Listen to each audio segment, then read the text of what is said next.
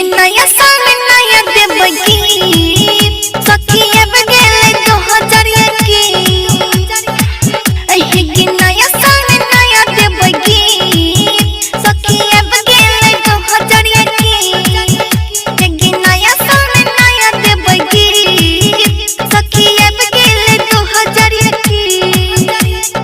happy new year बोल के दिल के अपन खोल के हैप्पी न्यू ईयर बोल के दिल के अपन खोल के कर ले बहेगे किस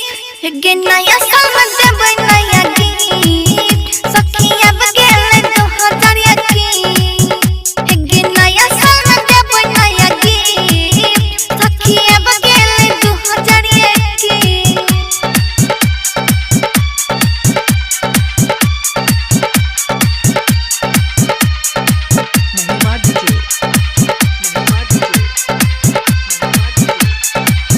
नहीं करते हूँ माना के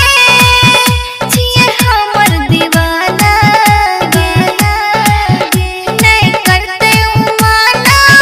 गे छिए हमर दीवाना गे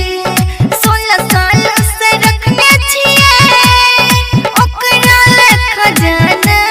गे खुशी खुशी लौटाई देबै हम नहीं घरवा के करबै कोनो रख करबै ओकरा हम विश गे नया साल में